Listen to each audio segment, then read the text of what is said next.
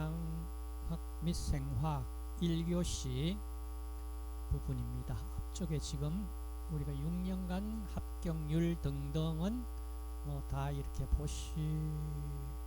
여러분 보셨는 내용이니까 됐고, 원래 원서 접수가 언제부터입니까?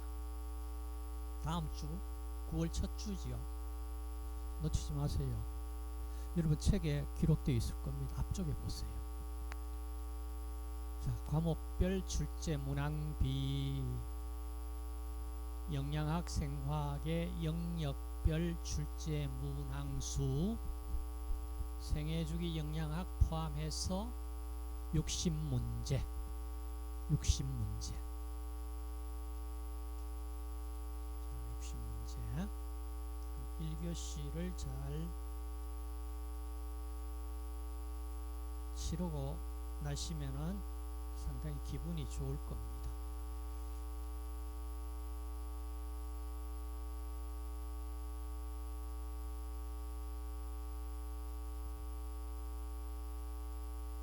자, 바로 들어가기 전에 연도별로 출제된 문항과 원래 무슨 문제가 몇 문제 출제될까 한번 우리가 맞춰봅시다.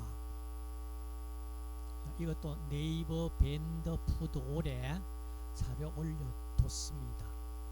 다운로드 받으셔가지고 활용하시면 됩니다. 개요 부분에서요, 한 문제 혹은 출제되지 않고 이런 경우도 있고, 그러니까 평균적으로 한 문제에서 한 두세 문제 출제가 되더라. 밑에 보시면 반응 문제가 지금 보니까 뭐 한 2, 3년마다 한 번씩 꼭 문제가 나오네요. 자, 효소 반응에서 Km 값을 구하기 위해서 필요한 인자가 뭐가 필요하냐? 기질 농도 반응 속도만 있으면 구합니다. 효소 반응의 경쟁적 저해제일 경우에 Km은 증가되고 Vmaximum은 불변이다. 이렇게 경쟁적 저해제, 불경쟁적 저해제, 그 다음 또 하나 더 있죠. 몇 종이 있잖아요. 저해제 종류 관계를 꼭 좀 기억을 하고 갑시다. 그다음 위쪽에 보시면은 영양 섭취 기준에 대해 가지고 영양소 섭취 기준, 평균 필요량이, 그 다음 상한 섭취량이 무엇이냐, 이런 것들 거의 뭐 한 나오는 해 나오고 안 나오는 해 안 나왔는데 보시면은 섭취 기준 문제가 나옵니다. 이 뭐 그렇게 어려운 문제 아니니까 놓치지 마세요. 2020년 한국인 영양소 섭취 기준 중 영양소 필요량을 추정하기 위해 과학적인 근거가 부족하다. 그러면은 충분 섭취량을 제시합니다. 그럼 가장 지금 우리가 평균 필요량과 권장 섭취량, 자, 이거는 과학적 근거가 뚜렷하게 있어야 됩니다. 자, 어떤 과학적 근거가 있어야 평균 필요량과 권장 섭취량을 구할 수가 있느냐? 어떻게 구하느냐? 충분 섭취량은 과학적 근거가 부족해서 그냥 건강한 사람들 이렇게 조사해 보니까 이 정도는 섭취하면 충분할 것 같다, 이 말이에요. 필요 추정량, 만성질환 위험 감소 섭취량. 자, 이런 용어. 필요 추정량이라는 뭐 양이 정의된 게 있습니까? 없죠. 그냥 문제를 만들어 놓은 겁니다. 그 다음 2020년 한국인 영양소 섭취 기준에서 19세 이상 성인의 심혈관 질환 발생 위험을 낮추기 위해 총 에너지 섭취량의 7% 미만을 섭취하도록 권장한 것은 뭐냐? 포화지방산량이잖아. 그죠? 문제 어렵지가 않죠. 이런 문제는 놓치면 곤란합니다. 이런 문제에서 사실은 놓치지 않도록 하시고, 그 다음 탄수화물 영양. 자, 영양에 보니까 탄수화물 소화 흡수 안 나온 해도 있고 많이 나온 해는 두 문항 정도 나왔습니다. 그 다음 혈당 조절에 대해서 마찬가지 탄수화물 생리적 기능 한 문항 출제 안 되는 해도 있습니다. 섭취 기준 급은 탄수화물 섭취에 대해 가지고는 거의 매년 한 문항 나온다, 이렇게 보시면 되겠네요. 그 다음 식이섬유에 대해서 한 문항 내지 두 문항. 그러면 여기에서 총 출제되는 문항 수가 꽤 많잖아요. 5문항 정도. 거의 매년 5문항 정도 출제되잖아. 이 한 파트에서 5문항. 그 조금만, 이거 그렇게 어려운 문제들 아니잖아요. 이거는 그냥 영양학 부분이고 생화학 부분이 아니거든요.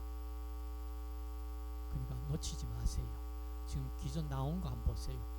소화 흡수에 관해 가지고 우리 일반적인 소화 흡수 내용입니다. 소장 점막에서 흡수되고 능동수송으로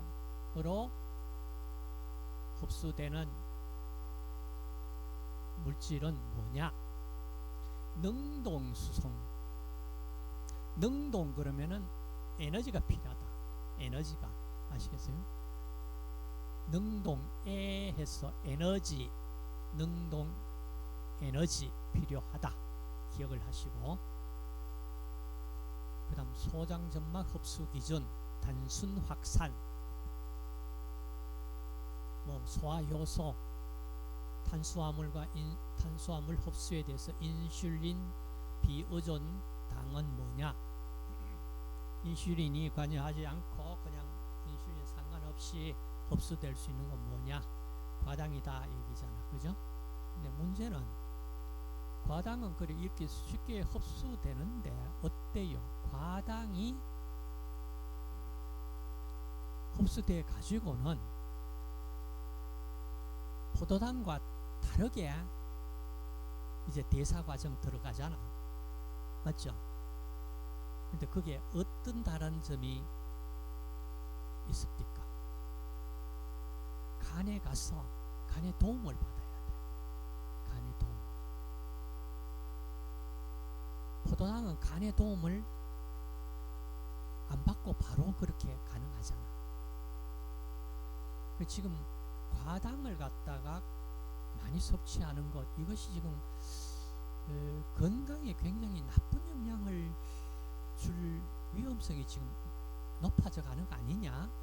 특히 우리가 많이 먹는 설탕 대용으로 액상과당, 액상과당 시럽 참 많이 소비되고 있거든요. 액상과당, 그게 건강에 굉장히 나쁜 영향을 미쳐가지고 지금 문제를 많이 일으키는 것 아니냐, 이런 추측을 지금 하고 있잖아요. 그 다음 혈당 조절에 대해 가지고 문제 꼭 한두 문제 나옵니다. 탄수화물 생리적 기능, 탄수화물 섭취 기준 급은 탄수화물 섭취에 대한 영양적인 문제, 그 다음 식이섬유에 대해서도 한두 문제 꼭 나와요. 자, 놓치지 말고 점수 확보할 수 있도록 합시다.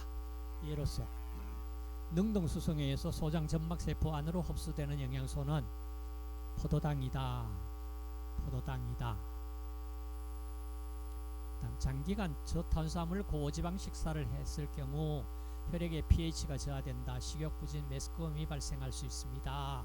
이를 예방할 수 있는 음식은 뭐냐? 지금 결국에는 장기간 저탄수화물 고지방 식사를 했다, 그 얘기잖아. 그러면 탄수화물 공급을 해줘야 되겠죠. 밥 2공기 먹자, 이 말입니다. 어려운 문제 아니죠? 이제 문제는 이겁니다. 대사, 탄수화물 대사, 지질 대사, 단백질 대사, 에너지 대사는 그렇게 어렵진 않아요. 그 세 개가 지금 사실은 우리가 오늘 생화학 부분에서 볼 부분입니다. 나머지는 영양학에서 다 다뤘습니다. 맞죠? 자, 봅시다. 탄수화물 대사에서 해당 작용 TCA 사이클 전자전달계 5탄당 인상 경로에 대해서 매년 두세 문제가 출제되잖아요. 그럼 올해도 예외 없이 두세 문제 출제된다라고 가정하고 문제 어떤 문제 나올까? 5년 동안 나온 문제 한번 보세요. 거의 지금 키워드로는 같은 내용이죠. 맞죠? 그럼 여기 나온 키워드는 놓치지 말아야 될 거예요. 이것만 정리해도 절반 이상 맞추는 거는 어렵지 않다. 딴데 뭐 열심히 정말로 세세한 부분까지 공부를 했지만은 지금은 그거 머리에 다 담을 수 있는 그거 한계가 아니잖아요. 담고 있어도 의미 없잖아요. 그러니까 딱 여기에 맞춰 가지고 요 부분만 자기 것으로 정리해서 만드세요. 그러면 생화학 어려워서 점수 확보 안 됐다 이런 소리 안 듣습니다. 맞죠?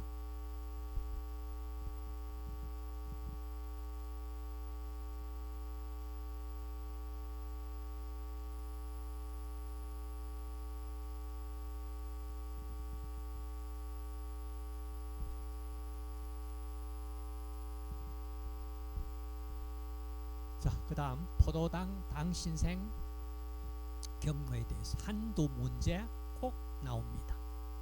한두 문제. 자, 쭉 나온 문제 보세요. 나온 문제가 또 나오고 또 나오고 또 나오잖아.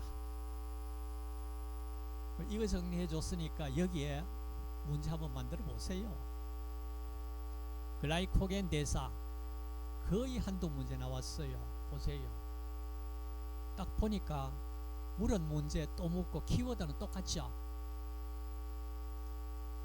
그 다음 갈락토스 대사. 갈락토스는 뭐 그렇게 중요한 부분 아닌 것 같아요. 중요한 부분은 굉장히 중요한 영양 물질이다.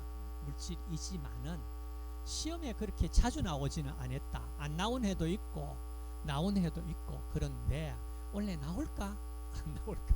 나오더라도 이거 정리 좀 해놓으면은 문제 맞추기 쉽다. 자, 이 정도로. 그럼 작년에 나온 문제 봅시다. 지방산 합성이 활발한 조직에서 일어나며 리보스와 NADPH를 생성하는 탄수화물 대사는 뭐냐? 5탄당 인상 경로다. 이게 굉장히 어려운 문제입니까? 아니죠. 그 다음 옥살로아세트산 OAA와 결합해서 TCA 회로 시작물질인 시트르산을 만드는 물질은 뭐냐? 아세틸코A. 이거는 우리가 아마 TCA 사이클에 우리가 한번 그려보자 그렇게 얘기를 했는데 그거 다 기억은 못해요. 절대. 맞죠? 그래서 해당 과정의 10과정 10단계 반응 중에 몇 개 1, 30 이거는 꼭 좀 알자 그런 기억이 있죠. 네, 그런 것을 우리가 자주 출연되는 그 부분은 놓치지 말고 내 것으로 만들어 준다면은 무난히 1교시 기분 좋게 점수 확보하고 2교시는 그냥 뭐 룰루랄라 그러면서 시험 마칠 수 있습니다. 1교시에 이게 망치고 나면은 2교시가 마음이 무거워서 마음이 무거워요. 그래 1교시에 조금 점수 확보하시면은 기분이 좋아서 2교시에 그냥 이렇게 아주 잘 넘어가요. 그러니까 그렇게 하시고 크리스마스 이브 전까지는 합격 그 결과 통지가 옵니다. 그러니까 멋진 크리스마스 이브를 보내시면 됩니다. 자, 그 다음 지질 영양입니다. 자, 지질 소화 흡수에 거의 뭐 한 문항 정도 나온다. 지질 운반에 대해 가지고는 뭐 한 문제, 한 5년 중에 한 문제 나왔고, 지질 생리적 기능 이거는 두세 문제, 많이 나올 때는 네 문항까지 나왔다. 그다음 지질 섭취 기준, 거본 지질 섭취 관련 문제에 대해서도 거의 1년에 한 문항 정도는 나온다. 근데 보시면 이거 한번 보세요. 나온 문제 키워드 딱 준비되어 있잖아. 맞죠? 다른 거 뭐 그렇게 나오질 않잖아. 알파, 리노, 렌산, 필수 지방산 가지고 있는 뭐 들기름, 그 다음 콩기름에 들어가 있으며 섭취 부족 시 성장 저해를 초래할 수 있는 오메가3 지방산은 이렇게 물어. 이거 뭐 힌트 굉장히 많이 주잖아. 그죠? 오메가3 지방산, 그 다음 지방 소화에 필요한 것은 뭐냐? 뭐 담즙산염입니다. 영양 문제는 그렇게 어려운 문제는 아니잖아. 그래, 생화학 문제가 좀 어려운데 그 대사 부분도 그렇게 깊은 곳에 들어있는 문제, 여러분들 떨어뜨리기 위한 그런 문제는 가끔 피하려고 노력합니다. 그러니까 우리가 알려져 있는 자주 등장한 문제, 여기에 키워드 가지고 자기 것으로 만들어 두시고 놓치지 마세요. 그 키워드에 대한 문제는 놓치지 말아 주세요. 그 다음 HDL 관련 문제입니다. 말초 조직에서 간으로 콜레스테롤을 운반하여 동맥경화증 발생 위험을 낮추는 데 도움이 되는 것은 고밀도 지단백입니다. 자, 그 다음 아이코사노이드로 전환될 수 있는 지방산은 아이코사노이드 탄소 20개짜리입니다. 20개. EPA 아라키돈산이 아이코사노이드로 전환될 수 있습니다. 그 다음 들기름, 콩기름에 들어있으며 섭취 부족 시 성장 저해를 초래할 수 있는 오메가3 지방산은 알파 리노렌산입니다. 여기 보니까 리노렌산도 있고 알파 리노렌산도 있고, 그죠? 뭐 올레산, 팔미트산, 스테아로산. 그러니까 들기름, 콩기름에 필수 지방산인 리노렌산이 들어있는데 리노렌산이 알파 리노렌산 있고 알파 리노렌산 아닌 산이 있다 이 말이잖아. 무슨 리노렌산이 있습니까? 시중에 판매되는 거 있잖아. 감마 리노렌산 많이 판매되잖아. 맞죠? 감마 리노렌산을 사 먹고 내 필수 지방산 다 보충했다 그거 얘기 안 됩니다. 자, 그 다음 지질대사. 지질대사 중성지방대사 네 문제까지 출제된 해도 있어. 한 문제에서 뭐 세 문제, 네 문제. 자, 보십시오. 키워드 뭐로 지금 이렇게 중성지방대사가 나왔는지 한번 보세요. 낮은 포도당 농도 시 지방산 베타산을 촉진하는 건 뭐냐? 문제 조금 어렵죠, 그죠? 그러니까 이 대사 부분이 조금 어렵습니다. 어렵지만 다 맞추려고 욕심 안 부리도 됩니다. 반만 맞추면 다른 데서 영양 이런 쪽에서 충분히 다 커버가 되니까. 자, 그 다음 지방산 생합성 시장 물질이 뭐냐? 이 기억 잘 안 나잖아, 그죠? 아세틸코에입니다. EPA 또는 아라키돈산으로부터 합성되는 물질이 뭐냐? 프로스타글란딘. 그다음 지방산 합성에 관여하는 조효소는 NADPH가 필요하다. 이거는 익히 좀 잘 알고 있는 문제고, 췌장 효소 분비 자극 호르몬, 카이로마이크론 분해 효소 및 생성 지방산 베타 산화에 대한 문제들이 출제됐어요. 그다음 NADPH가 필요한 대사가 뭐냐 이렇게 물었고, 지방산 베타 산화, 그래 지방산 대사에서 베타 산화 안 나오는 데가 없죠. 거의 이 베타 산화 중요한 부분이다. 그 다음 케톤체. 자, 케톤체가 언제 필요하냐? 우리 뇌 신경조직은 에너지원으로 쓸 수 있는 게 포도당입니다. 포도당인데 포도당을 다 쓰고 다 이제 더 쓸 수 있는 부분 없이 고갈됐다. 그러면 그때 뭡니까? 당을 만들 당 신생 과정으로 만들 수 있는 재원까지 끌어서 다 쓰고 더 이상 없다. 그럼 이제 비상식량이 뭐냐? 이게 케톤체다는 얘기예요. 이 케톤체가 어디? 지질 분해로서 케톤체가 만들어진다.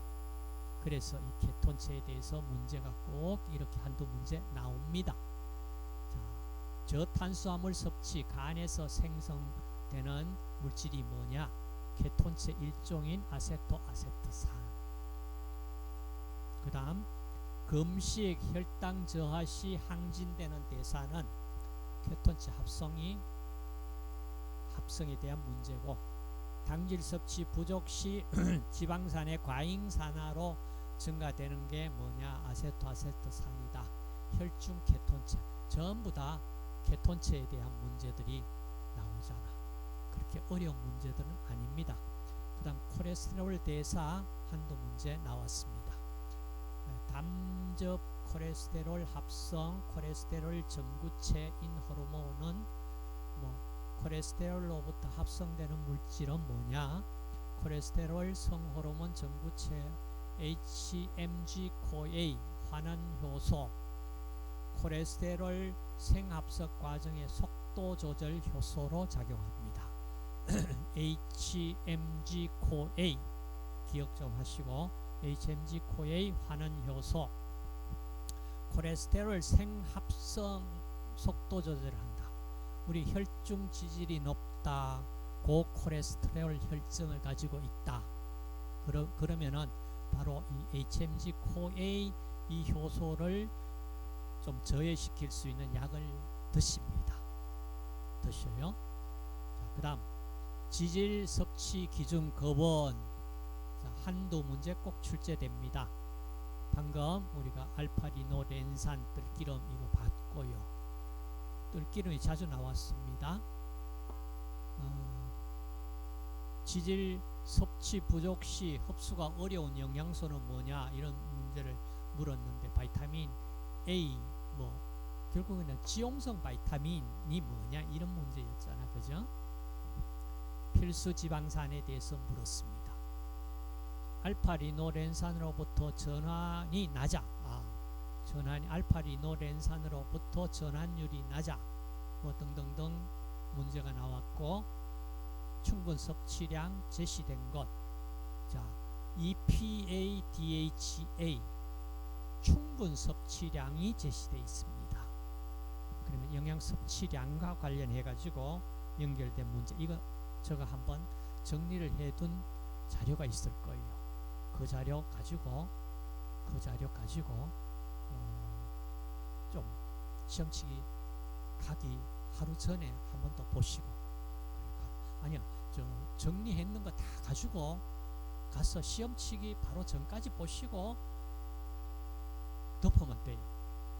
그러니까 시험장에서도 그 다음 과목에 시험 칠 거 볼 수 있잖아. 그러니까 내가 요약 정리했는 거는 바로 그 시험 치기 전에 한 번 더 이렇게 쏙 훑어보더라도 굉장히 도움이 돼요. 그렇게 치시면은 마음도 좀 든든하고, 또 맞추고 나면은 기분도 좋고, 또 그 다음 시간 또 잘 풀리고 그렇게 돼요. 그렇게 하십시오. 그다음 지방산 베타산을 촉진하는 것은, 지방산 베타산을 촉진한다. 결국은 어떻게 됩니까? 포도당 농도가 낮으니까 지방산으로 빨리 에너지 만들어 가지고 공급해야 되잖아. 그렇죠. 나머지는 다 이 말이 안 되는 거고, 이런 것들은 거의 뭐 문제 맞춰가지고 합격하세요 이런 차원이잖아요.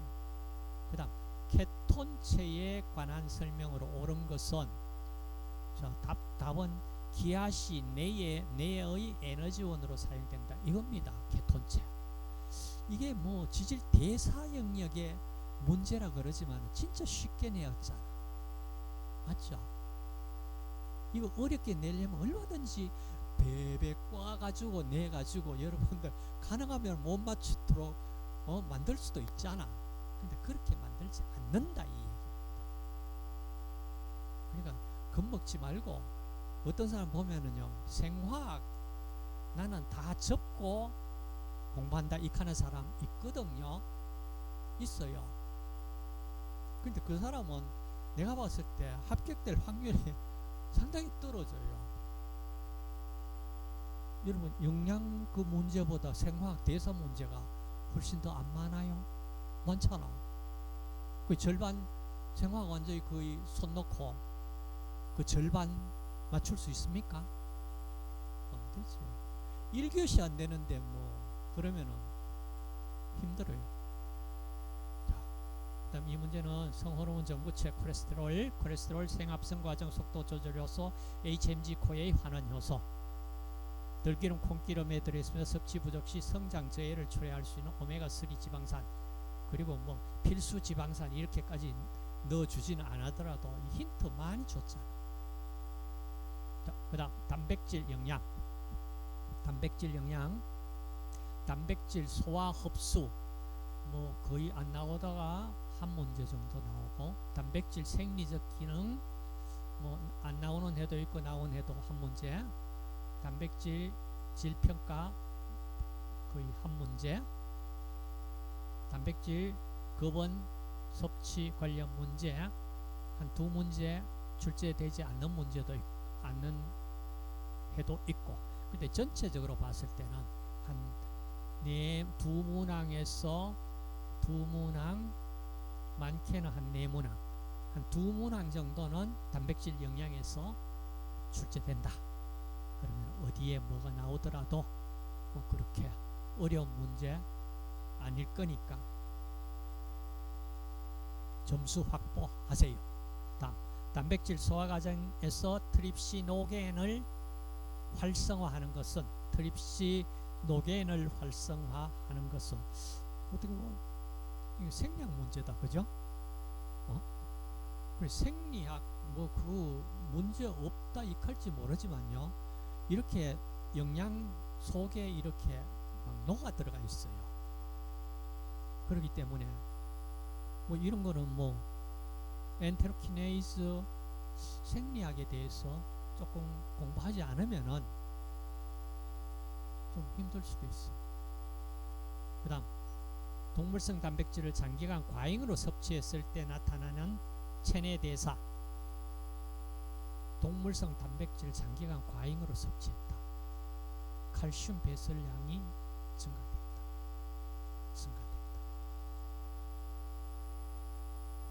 그 다음, 아미노산 단백질 대사. 아미노산 대사 두 문제, 세 문제, 네 문제 출제됐습니다. 질소 배설에 한 문제에서 세 문제, 핵산 출제 안 된 해 있고 한 문항, 단백질 합성 유전자 발현 출제 안 된 해도 있고 한 문제, 효소 한 문제. 자, 이렇게 출제되었다. 그럼 이게 전체 합하면은 몇 문항 되나? 거의 뭐 7문제 식은 다 출제가 되네.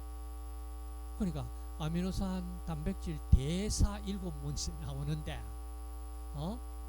여기에서 그렇게 어려운 문제가 나오지 않으니까 포기해서는 안 되잖아. 생화학 포기해가지고 점수 확보가 되냐? 그건 아니다. 그렇게 어려운 문제 안 나온다. 그럼 키워드로 뭐가 나왔는지 보자. 그럼 이거는 적어도 우리가 정리를 하자. 됐습니까? 예. 다음 설명에 해당하는 대사는 아미노기를 근육에서 간으로, 간에서 당 신생으로 생긴 포도당을 혈액에 운반한다.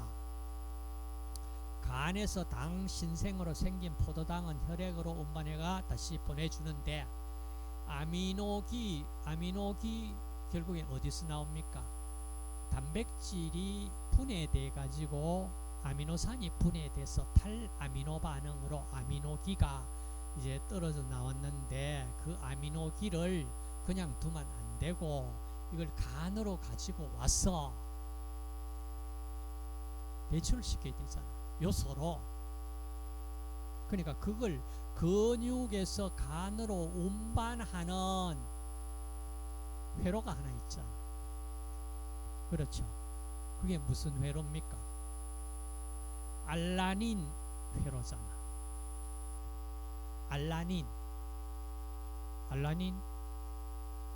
이거 저 아미노산인데, 알라닌 구조식 생각납니까? 안 나지. 그럼 지금 한번 그려보세요. 알라닌 잠시 세워놓고